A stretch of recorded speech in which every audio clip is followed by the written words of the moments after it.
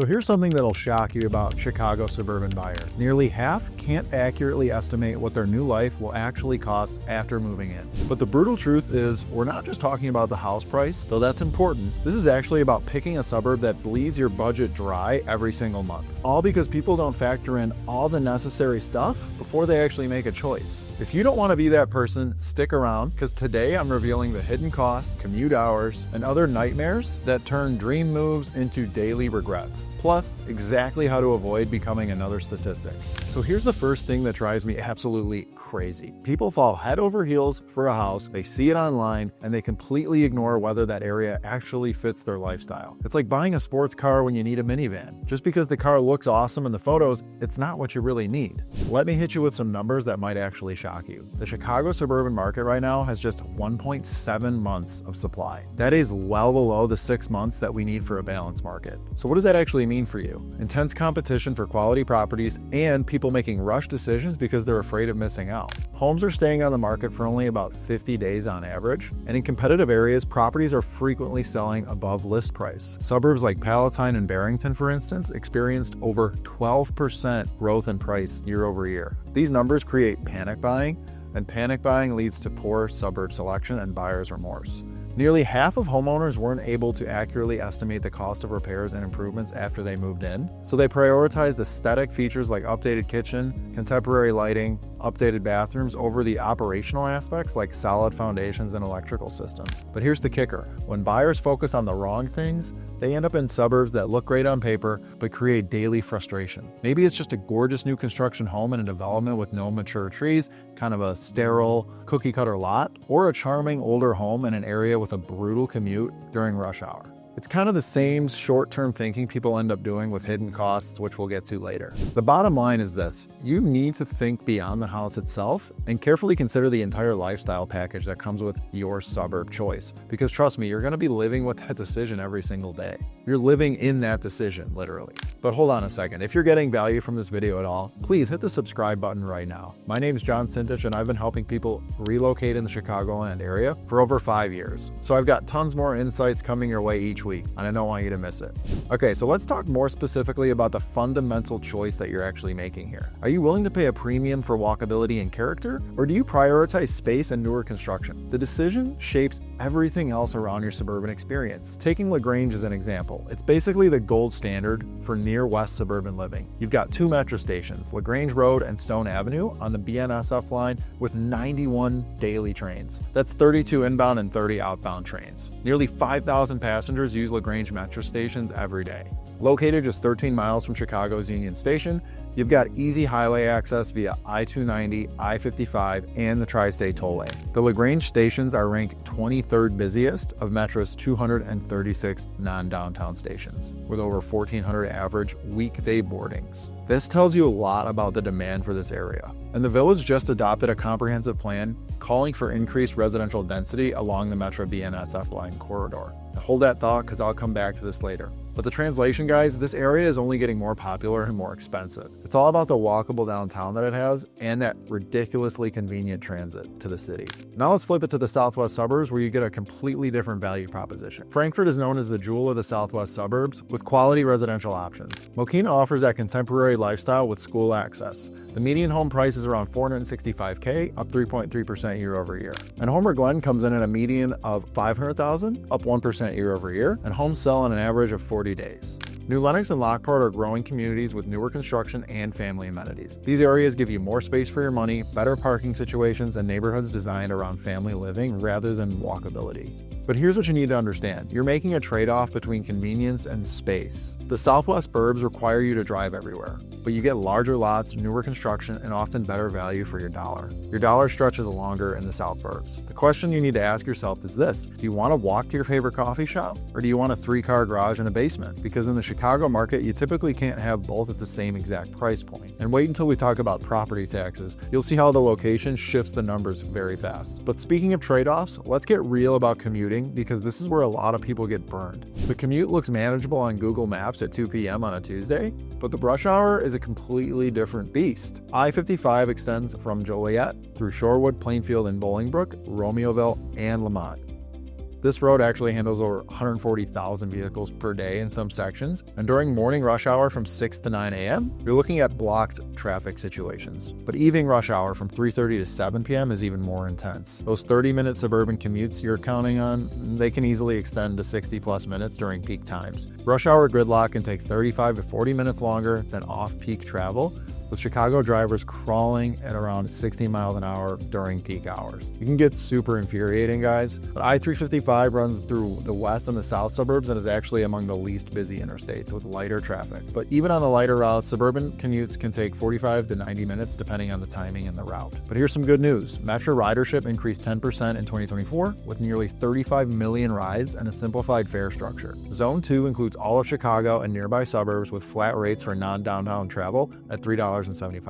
Weekend ridership on up north and up northwest lines actually exceeds pre-pandemic levels, so people are using these trains not just for work commutes, but for lifestyle access to the city. And here's the key insight. If you're not near a quality metro line, you're basically committed to driving everywhere. I-290 and I-294 near O'Hare are consistently crowded due to airport traffic, and that affects your daily quality of life. These suburbs with strong metro access gives you options, because the suburbs without it lock you into your car and all the stress that comes with the Chicago traffic, guys. It's the same principle with amenities later. Convenience makes or breaks your lifestyle. Now, I'll shift gears and tell you one more mistake before I share some tips on how to actually make good decisions. All right, so this is where I see people get absolutely blindsided. They budget for the mortgage and forget about all the other costs that come in with suburban living. Let me break down some hidden costs that might affect your relocation experience. First, property tax variations. Cook County has a final 2024 equalization factor of 3.0355, up from previous years. The median residential tax bill in Cook County hit $5,821 in 2024, which is up 80% since 2007. In southwest suburban Cook County, homeowners saw a 20% increase in 2024, with some areas seeing 30-plus jumps in property taxes. That's not a typo. Some people really did see their property taxes go up nearly a third in 1 year. Will County, which includes Frankfort, New Lenox, and Mokina, generally has lower tax rates than Cook County though, but not always. It just depends. DuPage County also has mixed tax rates that are often higher than Cook County in some areas. The thing is, you need to factor property taxes into your monthly housing costs from day one. A $400,000 home in one suburb might cost you $500 more per month in property taxes than the same priced home in a different county. But I'll talk about strategies later on, so stay tuned for those.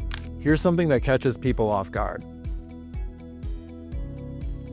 70% of new construction carry HOA fees compared with 38% of existing homes. Factor in that Illinois average monthly HOA fee is about $387, and over 29% of Illinois homes are in HOAs. So new construction HOA fees have a median of $70 per month for new builds versus $150 for existing homes. Single-family homes typically see a median of $60 per month versus $375 a month for condos, and many people aren't even aware of that big of a difference.